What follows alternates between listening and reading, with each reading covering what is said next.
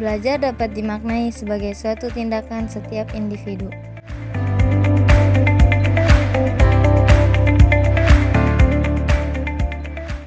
Baik dilakukan secara mandiri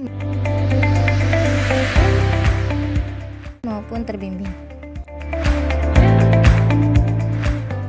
Dengan tujuan mendapatkan perubahan perilaku, mana perubahan perilaku tersebut bisa berupa pengetahuan bertambah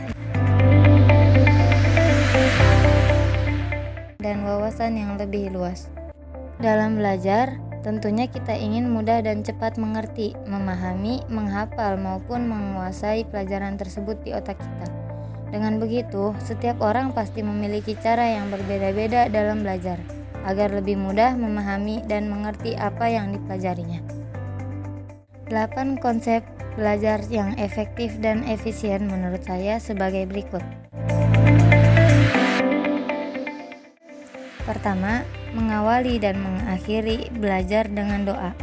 Dalam ajaran Islam, kita dianjurkan untuk melakukan sesuatu diawali dan diakhiri dengan niat dan doa, agar setiap kegiatan yang hendak dilakukan atau upaya menuntut ilmu lebih berkah dan bermanfaat, juga untuk meminta keselamatan, kelancaran, dan ketenangan saat kita belajar. Kedua, buat suasana belajar yang nyaman. Bagaimana cara membuat suasana belajar yang nyaman?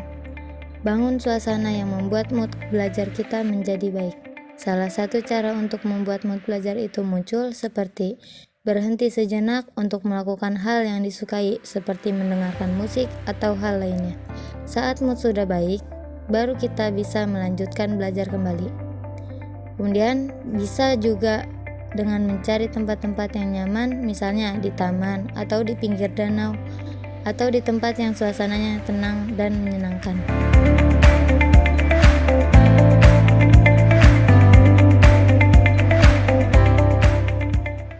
Ketiga, meringkas pokok pembelajaran. Mencatat pokok-pokok pembelajaran. Kenapa? Kita akan kesulitan untuk memahami pelajaran jika harus menghafal semua kalimat dalam pelajaran tersebut. Dengan meringkas intisari dari pelajaran tersebut, kita akan mudah memahami bahkan mengingat pelajaran tersebut.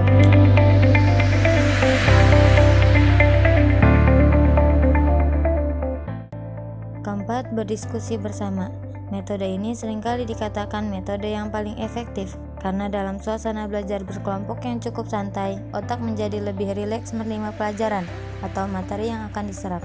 Selain itu, hal-hal yang belum diketahui akan lebih mudah diselesaikan dengan bekerja sama dan berdiskusi.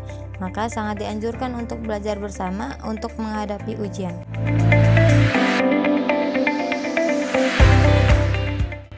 Kelima, mempersingkat atau memodifikasi kalimat menyerupai nama yang mudah diingat.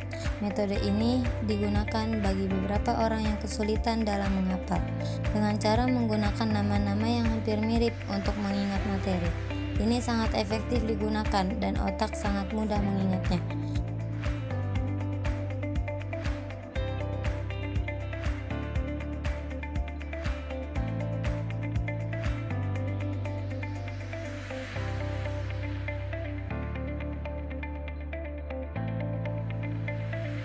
Seperti memahami hukum tajwid qalqalah yang hurufnya ba, jim, dal, to, qof. Kita bisa singkat menjadi baju di toko, sehingga huruf tersebut mudah diingat.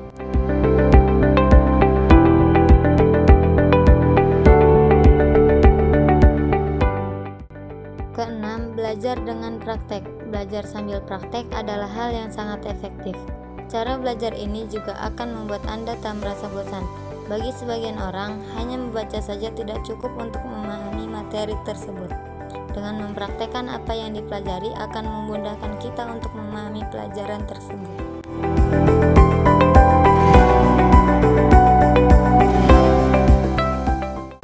Ketujuh, mengerti bukan menghafal. Hal yang paling sering dilakukan oleh siswa atau mahasiswa ketika ingin menghadapi ujian adalah menghafal. Sebenarnya tidak salah, cuman kurang efektif. Untuk lebih efektifnya adalah mengerti materinya, maka dengan sendiri akan kita ingat ketika ujian. Kalau Anda masih dalam metode belajar dengan menghafal, sangat disarankan untuk pindah ke metode mengerti materi. Kedelapan, mengulang apa yang sudah dipelajari secara rutin. Di masa pandemik seperti ini, dengan cara mengulang pembelajaran secara rutin, Anda akan semakin mudah untuk mengingat hal yang sudah Anda pelajari. Yang perlu Anda lakukan adalah belajar rutin, bukan terlalu lama belajar. Seperti belajar saat pagi 45 menit, siang 25 menit, sore 50 menit, malam 1 jam. Cara ini sangat efektif dan pikiran juga akan tetap dalam keadaan rileks daripada harus belajar terlalu lama.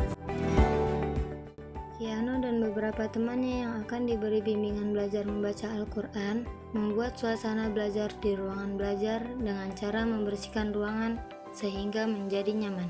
Biasanya Kiano dan teman-temannya membaca doa sebelum belajar. Kemudian pembimbing pun mulai menjelaskan sebuah materi tajwid. Setelah itu memberi tugas untuk meringkas materi yang diberikan oleh pembimbingnya. Lalu setelah selesai meringkas, ia pun mulai berdiskusi dengan teman-temannya tentang suatu kata yang sulit dipahami dengan kata yang serupa dan menanyakannya pula pada pembimbingnya. Kemudian setelah mengerti sebuah materi yang diberikan oleh pembimbing, Kiano dan teman-temannya mulai praktek membaca sesuai dengan materi yang sudah diberikan oleh pembimbing. Dan sampai di sini pembelajaran mereka hari ini dengan ditutup oleh doa bersama-sama. Di setiap malam, Kiano mencoba mengulang materi yang sudah diajarkan oleh pembimbingnya, sehingga dia pandai dalam membaca dan menghafal Al-Quran.